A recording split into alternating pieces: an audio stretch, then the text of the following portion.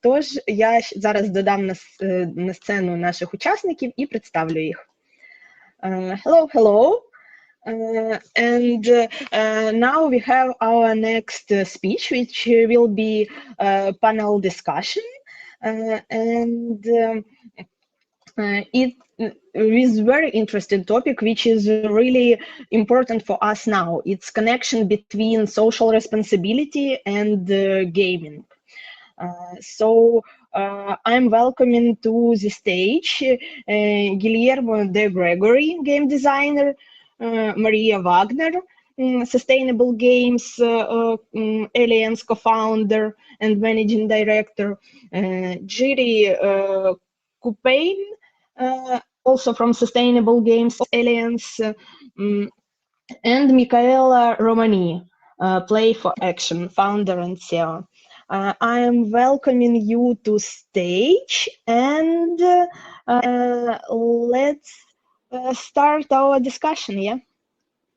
Hi, Alexandra. Awesome. Thank you very much for joining and launching this panel. Can you confirm you can hear me? Yeah. Okay, perfect. Thank you. So we are very happy to be here at Games Gathering to talk about sustainability and playfulness. So we will discuss about sustainability and gaming, how we can improve our world, how we can work towards the sustainable development goals directed by the UN, and how we can. We will discuss about these topics from the point of view of advocates, thinking about game advocates, about players, but also about the industry, and thinking about the game developers as well, because of course we need to take actions in our everyday work, in our companies, being startups or big corporations as well. So I'm very happy to welcome for this panel Maria Wagner, founder of Sustainable Games Alliance, Guglielmo de Gregori, and Jiri, unfortunately, is not able to join us, but he can hear us, so maybe he can discuss something if he's able to. So I will start asking our panelists to introduce themselves really shortly. So starting with Maria. Okay, awesome. Guys, thank you so much for organizing this. So first of all, I'm in a car because we are on our way to the Games Gathering in Kyiv. So we are really looking forward to see like everyone who is there in person, of course, as well. So I'm sorry already for the bad connection, which we might have. But okay, so, and also like Jiri is right next to me, he's driving the car because we have to make the train. But like a short introduction of the Sustainable Games Alliance, the goal of the Sustainable Games Alliance is to decarbonize the games industry and develop a global standard on like how to calculate emissions and how to actively really decarbonize the whole value chain and like the games industry. It is founded and backed by industry professionals like David Helgason and like the founder of Unity or co-founder of Remedy, Petri Järveletto. And we work with Dr. Ben Abraham, who is like the lead scientist in this field. So yeah, that's short to the Sustainable Games Alliance. Thank you so much for having us. Maybe we can shortly send you slides. Yeah, so I will walk the audience briefly through that. So yeah, I can do that. So like basically what you see there, it's already what I said. We are a non-profit cooperative, which is important to say as well. This means that basically everyone who is a member of our organization can also like vote on what we're doing, and members can be studios, but also local associations. Here you see the core team. I already covered that as well. Maybe you can continue. Yeah, so what we're tackling are really the emissions of the games industry and the environmental problems when it comes to the sustainability. And at the moment, we have an estimate of 50 to 100 million tons of CO2 annually, which are basically caused by the games industry globally. This is similar to the footprint of Sweden or Norway, which is, of course, huge. And this is what we aim, like what we basically are tackling at the moment, because we believe it is very important to get your own house in order, basically, before you start preaching to your players how to do it. So this is what we do to like help the studios to decarbonize. Yeah, you can continue. By the way, also thank you so much for driving the slides. So here you see like an overview of what kind of data are already publicly available. And we have the problem at the moment that when it comes to disclosures, that at the moment, every company kind of can choose what they disclose. But this will be different with the upcoming European regulations, the Corporate Sustainability Reporting Directive. It affects or it will affect companies, the first companies already 2025, and then they will have to disclose more. Here you can see like an overview of the scope 3 disclosures, and as you can see, there are companies which are already disclosing their footprint, but some are not. So like here you see an overview of what parts do companies disclose and what parts they don't. And we have like a big problem when it comes to category 11, the use of products, because this one is not really for like the emissions which are caused there. Is it like the hardware producer? Is it the user, the player himself, or is it the developer? So what we try to do is to develop a global standard so we all have basically the same way of approaching this. And I think this is like in general very important when we talk about sustainability. It also concerns other topics. We basically need a common understanding of our values and need room to discuss these tricky topics. Yeah, you can continue. Yeah, and if you like to join our conversation or the Sustainable Games Alliance, yeah, join our Discord channel or check out our website. But yeah, let's talk more in the panel now. Thank you. Thank you, Maria. It was a really interesting introduction, also thinking about the global standards, because of course, yes, we need to develop the standards to work towards a more inclusive and sustainable industry. So we will talk about this also later in more detail. And I will ask Guglielmo to briefly introduce himself, please. Sure thing. Sure thing. So unfortunately, the moderator is not here, so I can unable to bring up my slides. But yeah, maybe we'll fix that later. Yeah, you need this one. Yeah. Thank you very much. I appreciate it. So I'm here representing the game design side of the matter. So as we're talking against sustainability, I think that it's important to remark that there could be a interesting relationship between playfulness, game design and development, and activism, diversity, inclusion, sustainability again. And I think that would be my role during this panel, to introduce possible synergies between these two fields, and namely Play for Action is an initiative founded by Micaela, and we are still in a soft launch phase. So we are mostly leveraging on everything we have been working together. So until now, we've been working previously in different in another company for many years.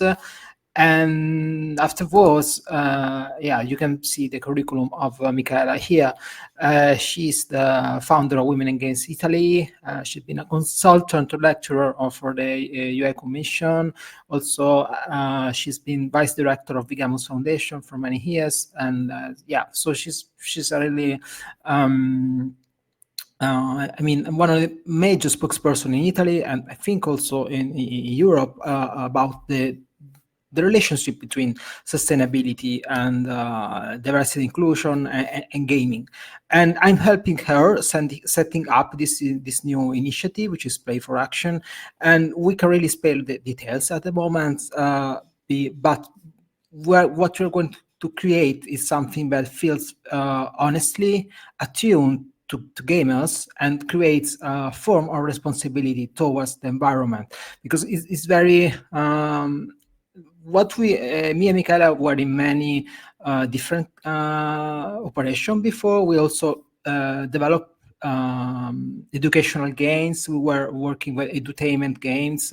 We also work on gamification. And what we learned with this experience is that we're good, but there is a lot of space, unexplored space in that regard, that can make those initiatives feel more genuine. So I think that there is a lack of genuinity usually in this kind of initiative, and because there is a disconnect between the players and the advocacy field. And so my role in this initiative from Micaela would be to bring more something that is more connected to the real grassroots environment of gaming.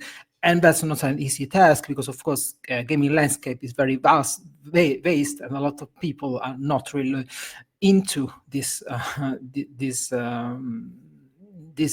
topics, where people usually just to play, but maybe there is much more potential to play than just I mean, being a pastime. So yeah, if this is our pitch deck, if you want, you can reach out to us. We can send to you, and also we are going to, in the next upcoming weeks and months, we're going to level up our social presence. So I think, yeah, if you get in touch, especially with Micaela, we'll be glad to give you a pitch deck, more refined information about this. So that's me, and I think we can kick off the panel. What do you think, Micaela? Thank you very much, Guglielmo, for the introduction, also for introducing Play for Action. And yes, the general idea, the concept of this new startup was to leverage games and sustainability, developing a bridge between these two worlds. So we know there are already many very good initiatives, like the Sustainable Games Alliance, of course, created by Maria. Also, the Play Alliance, developed by the UNEP, Planet Play. So there are many different activities now. Our own project was created to be a little bit different. So we have diverse focus that we will discuss more in detail in the upcoming months. So we will leverage the whole world of sustainability. Of course, we know that games are a big industry now. The game industry is a big medium. We have around 3 billion players, and the general idea of Play for Action was to ask this big community, the players, to be the creators of a world of sustainability, to take action, and also to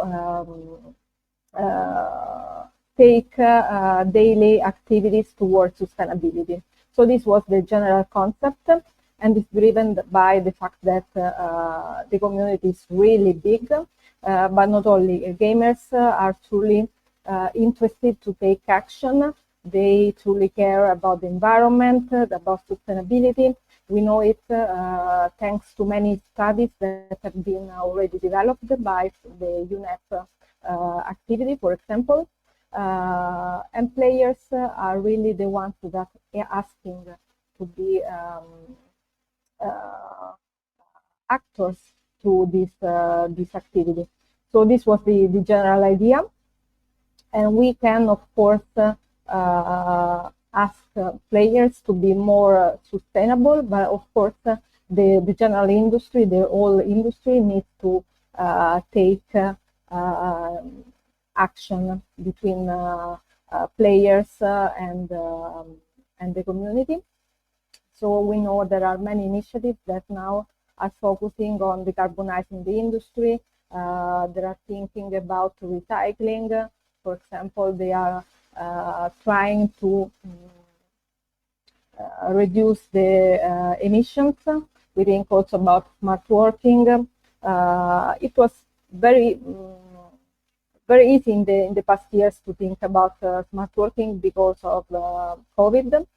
But now we see, for example, that many companies are starting to ask employees to get back to work. And the industry also needs to think about new ways to reduce emissions. So, for example, not attending some events, trying to recycle bicycle to work. There are many companies that are already creating programs to leverage more the sustainability. Yeah, it's very interesting because we had a resurgence of attention to the environment during the COVID years, and for a moment we thought that was to be a stable change in the industry, in the environment. But then after COVID, starting from this year, major industry leaders starting screw remote working, and so everything that was accrued positively. For example, I can think of, if you remember, during COVID, for a brief moment, nature started to come back, to flourish again. There was less pollution statistics. For example, in Italy, there was data on this. A lot of metrics were taken, but during COVID, the CO2 the emission were reduced, and so for a moment we were kind of excited by the idea that maybe we could ditch a lot of unnecessary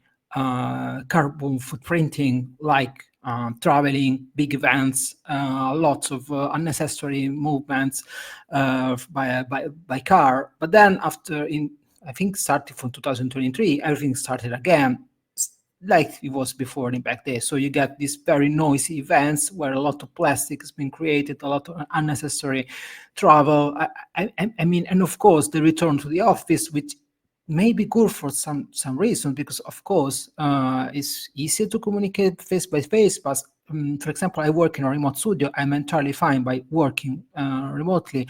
I do more work actually, and I think that this is a way to reduce your carbon footprint, because I don't get to take my car every day, or I don't get to take a plane to go an event. I mean, mostly it happens remotely, and it's good. It's about finding a balance, and we're just returning to the previous status quo before COVID. I think it's not good, because we were telling ourselves, okay, everything is going to change, but nothing changed, and probably it became worse. So that's my opinion. I also understand that Maria is not available. Maybe she's got some trouble with her connection. Yes, I think so. Yeah. So I suggest that until she comes back. Yes, she just wrote that she's okay. okay. Please let her in. Yeah. Yeah. So please, Mika. Yeah, guys, again. I'm sorry. We just crossed the border to Poland and then it went away. But now it should be a little bit better. It's okay. Also, I think it's amazing that you are going to reach the event physically. So I expect that you will be able to meet people in person after this. So yeah, I think. Yeah, actually, it a little bit relates to what you just said, like the little part which I got, because we're traveling with the e-car quite a lot, and with trains, we try, like we basically don't fly, just because we think this makes a big part of our footprint, like travel, like in SGA, and we try to cut it as short as it gets. So yeah. Anyway, so this is basically a very natural surrounding of our work sometimes when we going to events. Yes, it's true. And Thinking about sustainability, of course, we need to address diversity as well, because it's a focus part of the Sustainable Development Goals. It's the goal 5. And of course, we are now seeing with the big layoffs that there is a big problem in the industry. And also thinking about smart working as well, and remote work as well. Diversity is impacted a lot by these activities, because we have many studies that can show us how women, for example, are more impacted by work, especially by going to their headquarters every day. So it's a focus part of the Women in Games guide to develop a more inclusive world, of companies also to address these kind of problems, because of course for women it's more difficult to reach their workstation every day, especially if they have families, if they have children. So we need also to address these kind of topics. And we need to do it talking to industry, talking to the companies, but also talking to policymakers. And in the past years, we have seen that the situation is a little bit more easier, because a lot has been done, but we need still to talk about this in our industry. So I wanted also to share with you the Women in Games developing a fair playing field guide, where you can find many best practices developed by studios, but also by the policymakers about educational activities and institutions towards diversity and inclusion. So I wanted to ask also Guglielmo what he thinks about diversity and inclusion from the point of view of a game developers, how we can work to make the industry more inclusive. Yeah, that's a very large topic, of course. I can speak from my own experience, and I can say that, of course, whenever I won't take names, of course, but it's very evident that the presence of women in the gaming industry is very low. I don't have the precise metrics, but I work every day in the industry, and I can just open a Slack channel, a Discord, any discussion forum, and you will see a major presence of men. And even though there are many initiatives like Women in Games that try to enhance the presence of women inside the industry, so it is like the elephant in the room. We all know, every one of us know, developers know that women, the gaming industry is a boys only club, and that's not good, because of course the numbers of women in the industry are rising, but there are many aspects ingrained in the culture that prevent women to join the industry. And I think usually it's a matter of I listen to many colleagues or female colleagues, or read listen podcasts. I'm seeing some patterns in this. I usually feel that while men in the gaming industry tend to project themselves to be very assertive, women tend to be, because of a man's attitude, to be a little bit shy, because they feel they lack the competence, but that's not the case, of course. And for example, men, and I can speak because I'm a man, tend to talk a lot about how many games you played, how many hardcore games you played, how many hours did you accrue in, I don't know, Baldur's Gate 3. And there is a lot of, how can I say, flexing in the gaming industry, because it's very male dominated. While I appreciate women tend to be more to ignore this flexing, and I appreciate that, and and I think that whenever you have this environment where men with their attitude and women with a different attitude, it creates this nice balance where the working environment becomes better.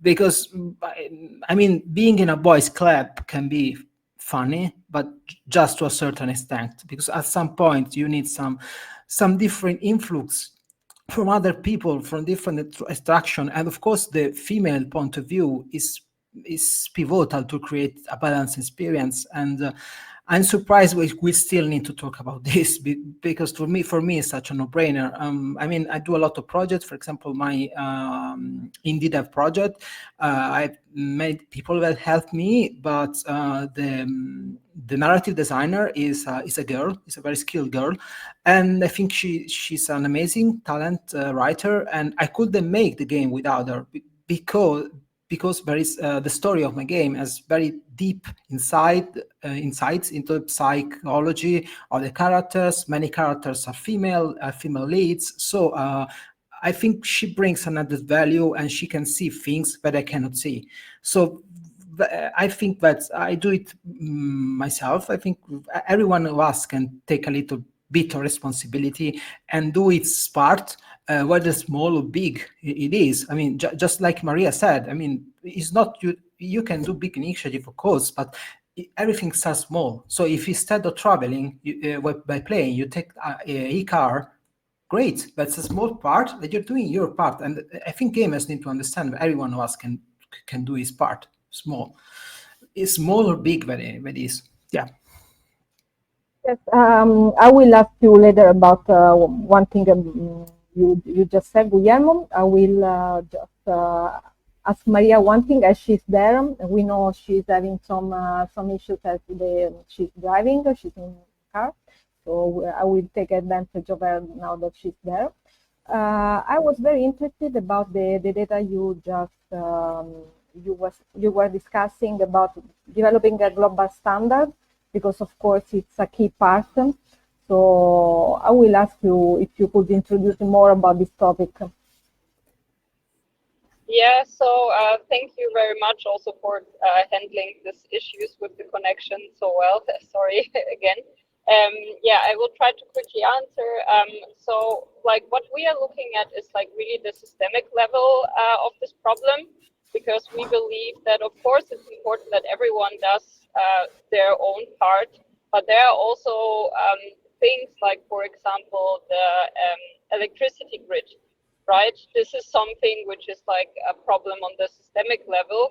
And if we look at the electricity use of the hardware, this is something which, like the emissions part of it, can get better if we have like a greener electricity grid, if we have like cleaner energy, right? So we try to get data for basically being able to look at the emissions part like from like the systemic level, basically. So that every studio knows like where are their emissions really coming from, and how can they actively drive them down. Because so we want to look at the server structure. We also want to look at the platforms and see how can we change little things and help the whole industry to decarbonize. So just like as one example, Microsoft had like a great collaboration like with Epic, where they in Fortnite reduced the frame rate in the waiting screen. And with that, just like with this little change, they were able to save a lot of energy. And if we would have comparable data, and this is what we try to get with like a global standard, then we would find very fast this little tweaks and this little things which we can change to drive the emissions down of the whole industry. So at the moment, as said, the data which I presented, we do not have comparable data. And without comparable data, of course, it is like harder to say where can we tweak. But it is quite clear that the problem we have is that we need a lot of new hardware every time. So this is like a big problem because, of course, producing new hardware is very bad for the environment. And then like the power usage. This is really, really big. And for the games industry, so of course, compared to like other industries, like the steel industry, for example, of course, our emissions are not that high, but we have the power and to reduce what we have. And it is important for the industry to have like a goal of decarbonization, because at the moment we are far behind other industries, like also the film industry, because we don't have a decarbonization way and like even a target how to be better, which is something which we really like, what we are working at basically. And the good thing is that the legislation, at least like in Europe, it pushes also companies more and more into this direction. So the Corporate Sustainability Reporting Directive forces companies to report on these topics, and it forces them to define a way how they want to decarbonize in future. And we just believe that if we address this topic as an industry, so all together, it will be cheaper and faster for everyone. Because of course, if especially like for small studios, it is really hard and it takes time to look into these matters. And like the standard which we're developing, it will be available publicly to everyone, because we believe only if it's like publicly available and transparent, then we will be able to make this transition happen. Because like now, if you have to pay like a consultant to do this, it's expensive, and only like the big companies can afford that. So yeah, just like yeah.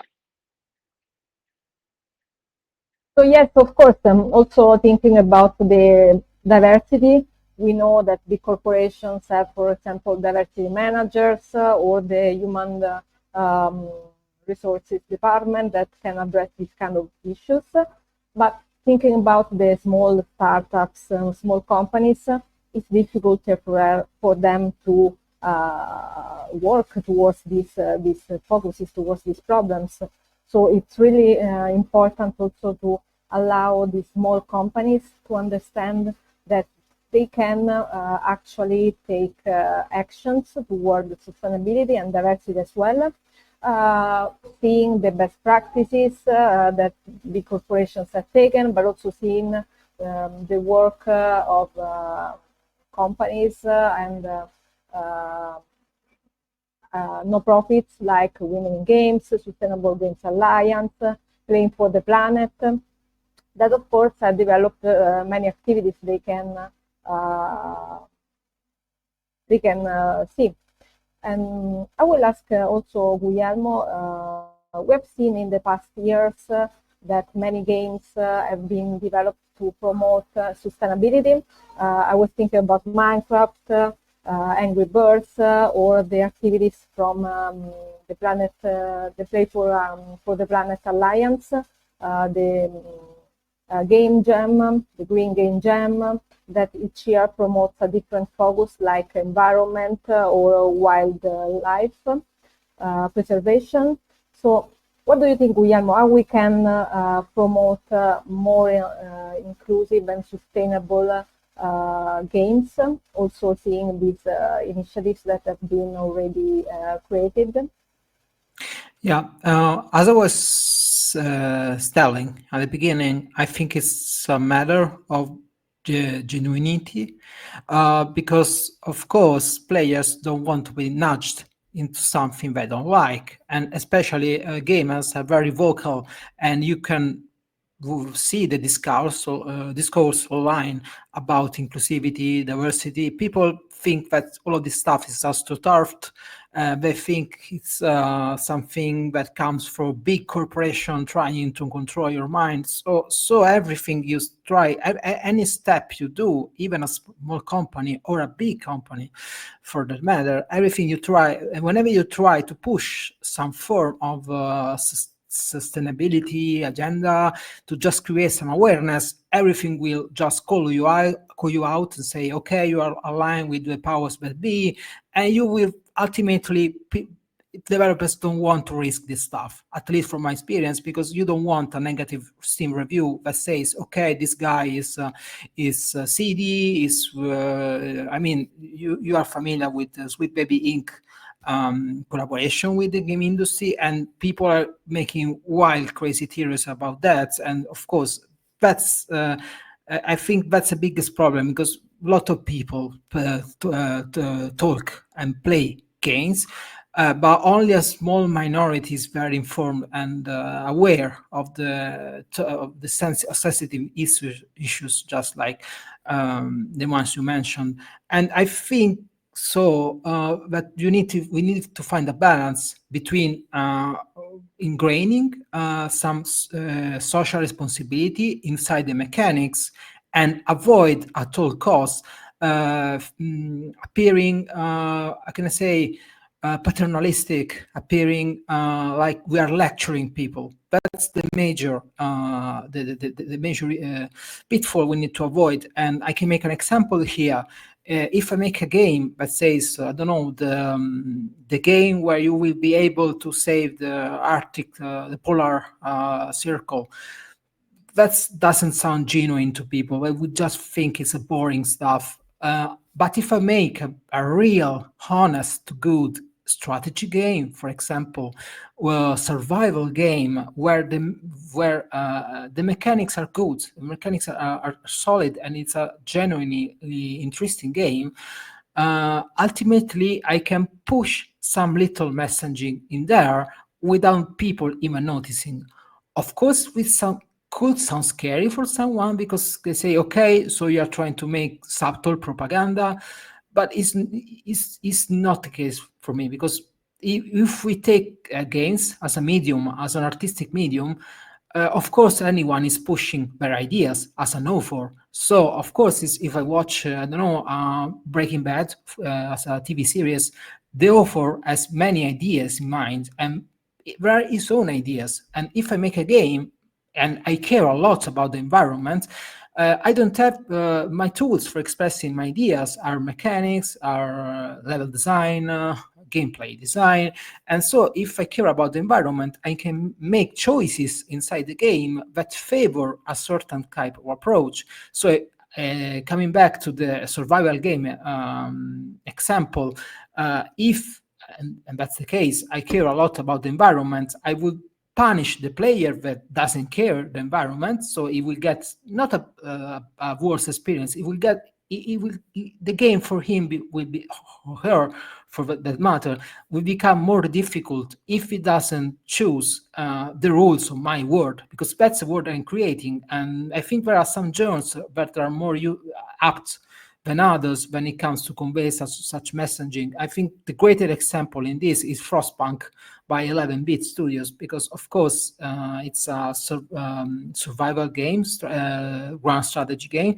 There are many choices to make, and of course if I want to push some ideas into the mind of the player, I want to ingrain in the mechanics itself. So maybe if I do something in the game, I get bad consequences, and I will learn by experience in a safe environment that at least is bad in the mind of the creator. So you don't need to necessarily agree with me, but if you play my game, you need to I need to ascertain that these are my ideas, and I must be open about this. I mean, I think, and that's when you mentioned the initiatives like Playing for the Planet or Play for Action or any kind of other type of initiatives that focus on the content on the game, not just on the systemic issues.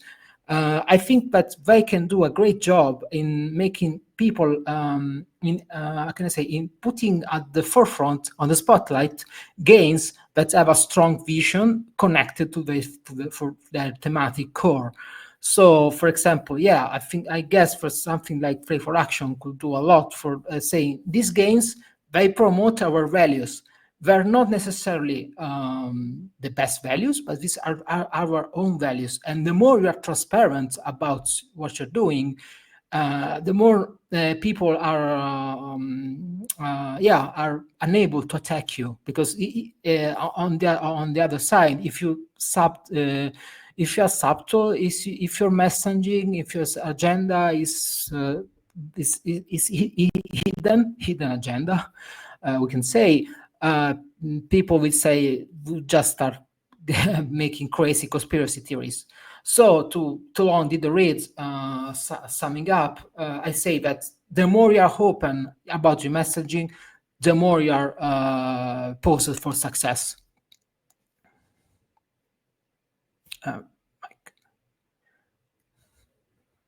Yeah, sorry. I agree with you, Guglielmo, and we will be able to share more details in the upcoming weeks about Play for Action, for example, to address these kind of topics. So please feel free to get in touch with us. I cannot see now Maria, so maybe we can ask if there are any questions. We know we have also some time for a Q&A. So we will be happy to reply to your curiosities if we have any. Okay, yeah. We don't have questions now in a chat, but guys, let's be active and add a few more questions. Maybe meanwhile, I will just also ask you maybe a few questions about your opinion. For example, it was discussed here about this physical appearance on conferences, that we should be aware of electricity, and I'm sure you know about current situation in Ukraine because of a big Russian invasion. We have like bombed civil houses, hospitals, and of course electricity stations. That's why like almost all people in Ukraine have problems with electricity now. For example, now I'm using EcoFlow to have internet connection and to have electricity here, like light here. Yeah. And it brings us to situations that every coffee shop, every business, and almost every house use a generator, which brings which work on fuel, and also brings maybe even more than a car, or even if not, then everyone uses it, so it's not really good for environment too. And it brings us to understanding that we can't solve like these problems, like eco problems, if we are not solving the biggest problem, the invasion. And maybe you have any thoughts, any ideas about this, because it's really hard to reduce this influence on environment, and it's, as you can feel, not even the biggest problem now for us. But it's important to talk about it and to be aware about it. So maybe you have any thoughts about this. I don't have, of course, any solution about it or any idea on how to address these kind of problems, which are, of course, really huge. I just wanted to say that war is the real contrary and opposite of sustainability, because we are talking about sustainability, how to reduce emissions on the environment, etc. But on the contrary, we see the war in Ukraine, the war in Gaza. So we see there is a big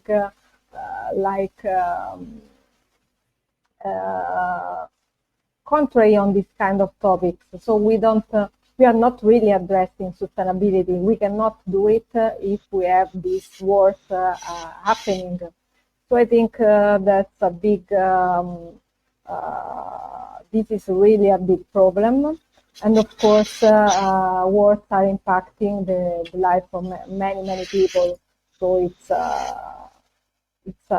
the worst situation we can really think about it. So we have, you have all our sympathy, of course, about this. I can respond only as a game designer, of course.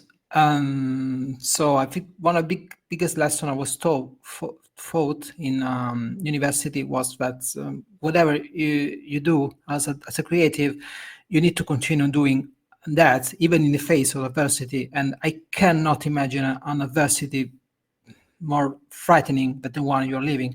And I'm impressed by the Ukrainian game industry. I mean, I saw Stalker 2 is amazing what you guys are creating. And so I can't really give an advice on technicalities like energy, of course, that's not my field. But probably as a game designer, probably I feel there is something we can do because as I was saying before, games can ingrain messages, okay? And it's about giving the right message. If we're making any kind of game, be it an RPG, be even a war game in any country, in USA, in Sweden, in Italy, I think it's important to remember in the world we are living in, and the games need to step up their game again. So just like movies talk about issues on the real world, games need to talk about issues of the real world.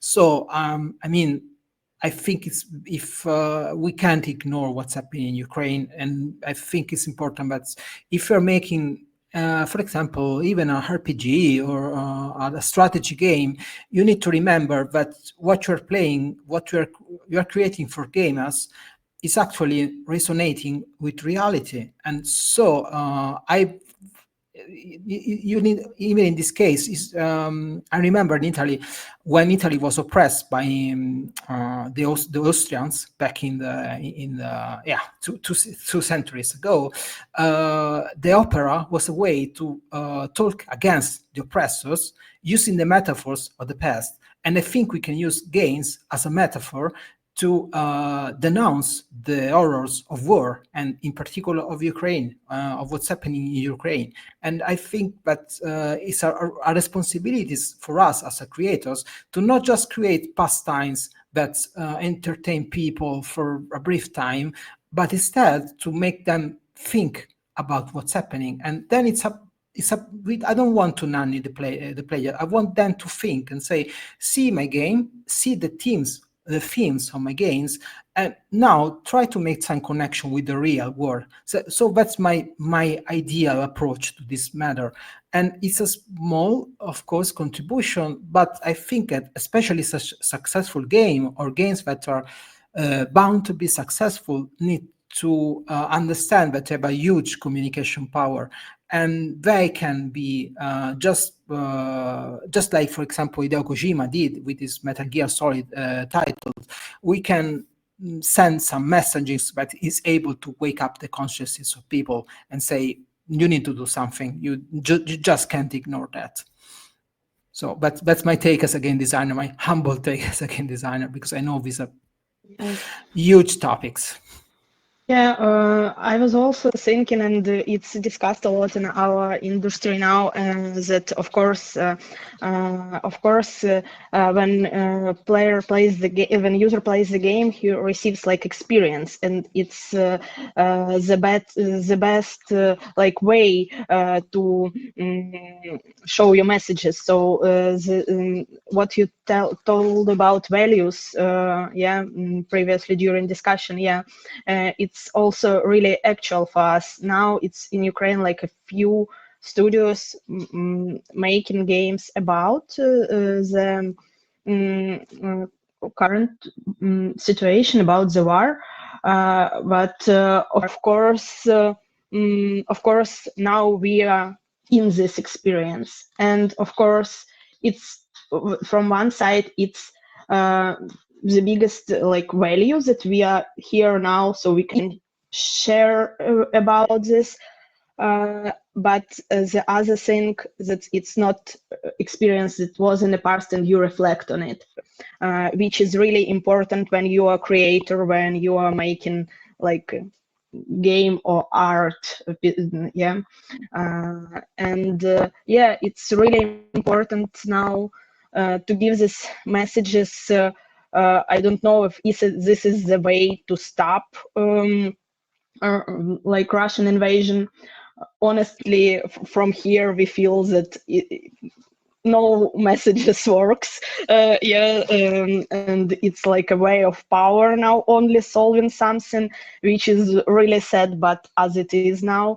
But of course, it's don't mean that we don't have to scream about it, or maybe I use word scream because, of course, it's my also a personal tragedy now, as for every Ukrainian. But maybe speak about it and give the messages through the games and art that we produce. Yeah, really important now. I can make another example. If you play again a strategy game, grand strategy game, you can easily see how every country is connected. Even commercial games, I don't know, Crusader Kings, for example, is set in the Middle Ages, but it's a very contemporary game. It has a very contemporary feeling.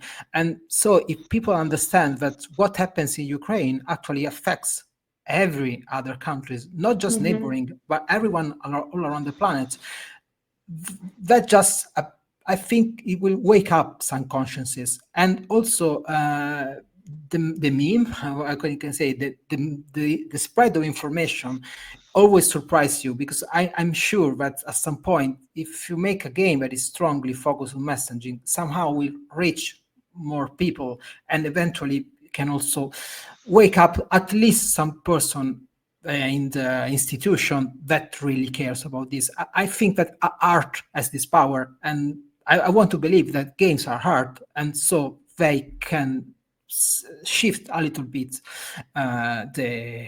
the odds in the favor of the people that deserve it. And yeah, but again, it's and also initiatives like the one that was mentioned by Micaela, the one mentioned by Maria, makes us think less as an individual and more as a planet, as a species. And I think that when we start thinking like that, we start caring about what's happening in Ukraine, because we are humans and we need to preserve. And I think that's the biggest change that games can since playfulness is embracing all over the world, it's a way to unite people. And the more we are united, the more we can counter every challenge, yeah, in a more aware, what can I say, in more conscious way, yeah. Yes, we were mentioning before, earlier the concept of game activism, and I think this is truly important, because if we use games or if we ask gamers to take actions, we can really change something. Of course, situations we are addressing now, like the war in Ukraine, are a lot bigger, so we are not really able to do concretely nothing about it. But we can talk about it, we can promote values of peace, and we can, of course, allow people to think about these situations, which is the two important things games can really do now. Yeah, thank you so much for the discussions. It was really interesting. Sometimes even a fresh view for us, because we were focusing now, on lots of other different questions. So it was really valuable for us to hear your opinion. Thank you so much for participating in Games Gathering. We are welcoming you to join us in our next next conferences. Yeah, and let's be in touch with audience in Pine. Maybe someone's wanted to ask something later. So yeah, it will be ability there. Yeah, thank you so much. Yeah. So Thank you for having us. Thank you very much. Bye-bye. Bye. Take care. Bye-bye. Bye.